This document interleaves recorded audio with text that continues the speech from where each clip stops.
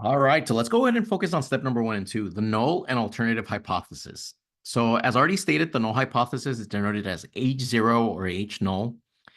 And it's always the no difference hypothesis. We're just going to accept the claim that's out there. We're not going to argue. We're going to say, okay, sure, let's assume that you're correct.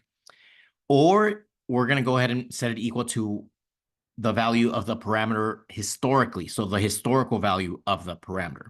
So either way, we need to be given this information. The alternative is whatever we are trying to find evidence for. We're trying to show that we are correct. So that'll be H1 or HA. And there's several different ways for this to occur. Either you can go ahead and say, I do not believe. So notice how here they're marking it as HA. So that would be alternative. So that's still HA. So we're saying the proportion is not the same as P0. So these graphics here all coincide to the claim H0, where P is equal to some value. So we're calling it P0. So basically some given number.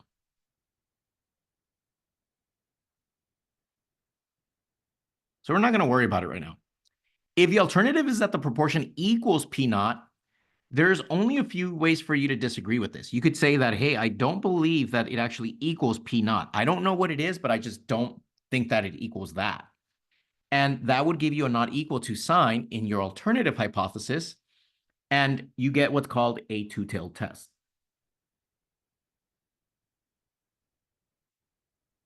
Two-tailed test because if you land on either tails, if you either land on the left or on the right, then that will provide evidence for your claim, right? For your alternative hypothesis.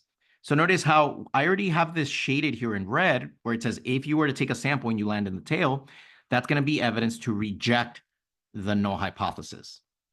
Okay, so two-tailed test happens when you get a not equal to sign. And we've already seen the notation. The critical value here is called Z alpha over 2. All right, now, there are two potential one-tailed tests. And the one-tailed test occurs whenever you only have an inequality. So this middle picture here says that we believe P is less than P naught. So we think the proportion is smaller than what they're claiming. And so notice how I only shade the left tail. And this is the reason why it's called a one-tailed test. I'm only shading the left tail. Now, because of that, the probability of landing in this tail, in other words, at what point it becomes unusual, is simply alpha. Two-tailed test, you take alpha and you divide it by 2. Okay, so for the two-tailed test happens when you get a not equal to and you got to divide by 2. For a one-tailed test, there is no dividing, and you only shade one tail. The other hypothesis could be that the proportion is bigger than what we're claiming. So again, here's going to be your center, like Z equals 0. And we're going to say that we're going to land in this tail ahead of time.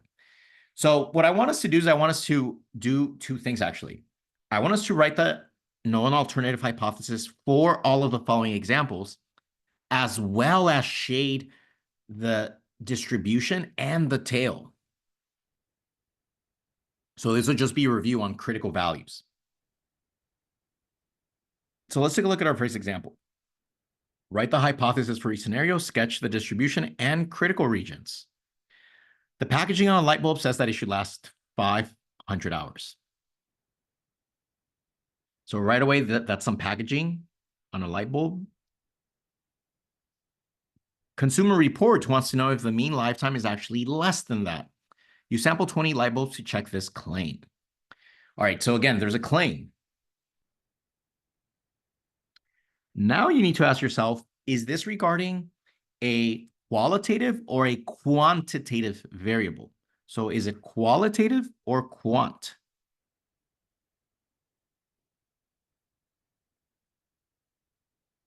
Because if it's qualitative, you're going to be dealing with proportions. If it's quant, you're going to be dealing with mu or sigma. And so after reading this for a while, you realize that, oh yeah, they're talking about, how long a light bulb is going to last. That's an average. So here they're talking about mu. So I'm going to go ahead and write out, this is what you guys did in previous chapters. I'm going to go ahead and write out the parameter. So what is the parameter of interest? So my parameter right now is mu.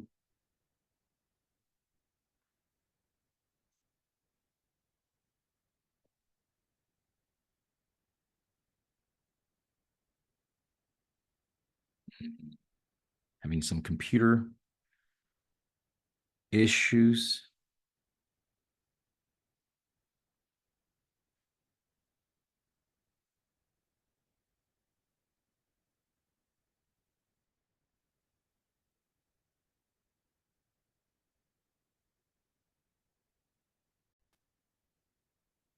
All right, so my parameter here is mu, which is the true mean. Oh, and there's another hint, mean.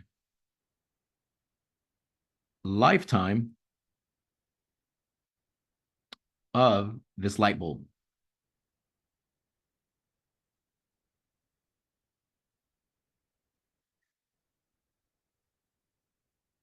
All right, so let's go ahead and use the claim to write the null hypothesis. So the null is that mu is 500.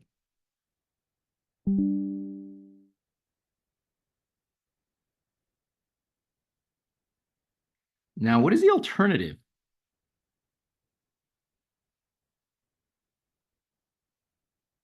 So make sure you always write down the same thing. The only thing that's going to be different is the sign in the middle. So it won't be equal to, it's got to be something else. So read this carefully and notice that it says Consumer Reports wants to know if the mean lifetime is actually less. So this is what they're trying to show, or they're trying to check if it's actually less than that. So we're going to say mu is less. Now, because of that, notice that this sign right here looks like a little arrow that's pointing to the left. And so that means that we have a left tail test.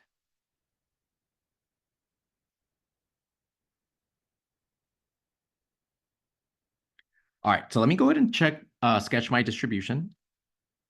Because this is mu, I know that we're basically using a t-distribution. All right, so let me go ahead and sketch my distribution. So from the hypothesis, you should be able to sketch this graphic here. All right, it's a t-distribution, so I know the middle is 0, and all I need is the degrees of freedom. In this case, we're going to take a sample of size 20, so degrees of freedom will be 19. Now, remember, this is a left tail test. We think that mu is going to be to the left, less than. So we're going to go ahead and shape the left tail. And we're essentially going to say, okay, I'm calling it ahead of time. If I land in this tail, that's evidence for my claim. If I don't land in the tail, then that would agree with the null hypothesis. So what we want to do is we want to say, well, how likely are samples just at random to land here? And remember, that was alpha. So alpha for whenever it's not given will always be 0.05. Remember, alpha is the probability of landing far away.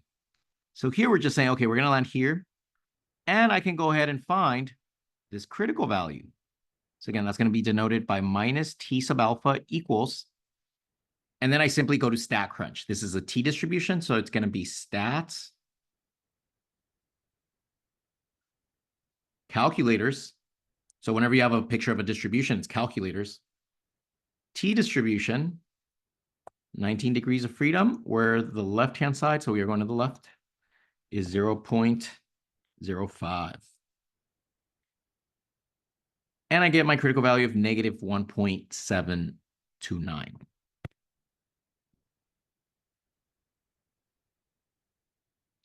And there you have it. We are now ready to test this claim out. So once we collect a sample, we can determine where that sample lands on this distribution.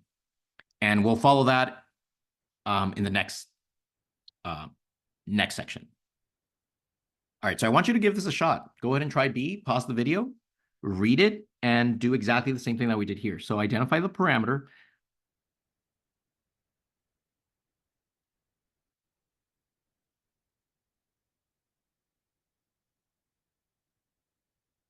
The null hypothesis and the alternative.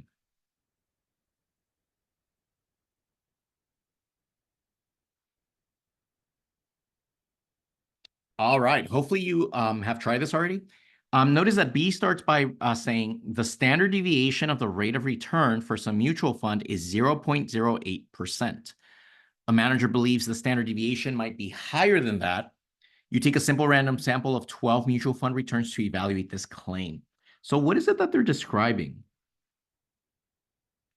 I hope everybody's zeroed in on the fact they set standard deviation, so the variability of this mutual fund. So standard deviation, that's sigma, the population, right? So this is the population standard deviation of the rate of return.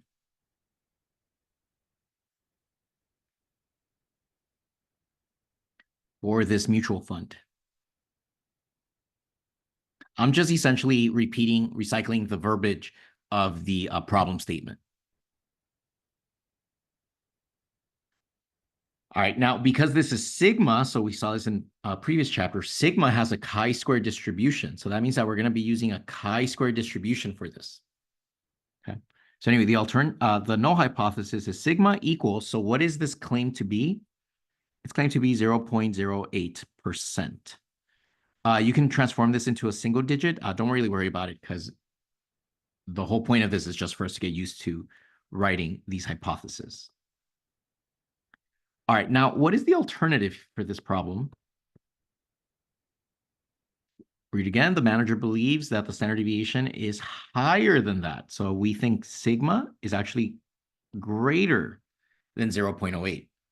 Now, because of that greater sign, remember, think of like an arrow. That means we're going to get a right tail test. All right, so let's go ahead and sketch our distribution.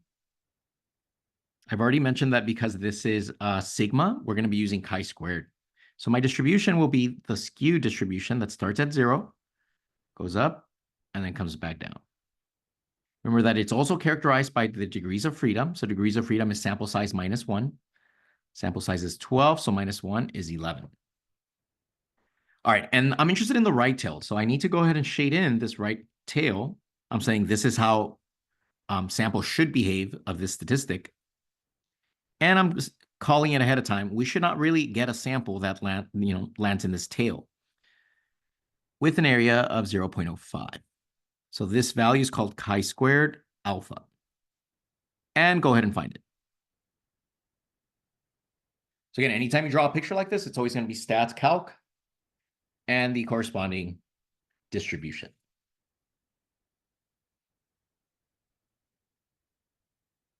All right, so I've already essentially done two problems here. I want you to do part C and D on your own. So right now, go ahead and pause the video, try this on your own. And I'll go ahead and fill in some responses here so that you can check your work.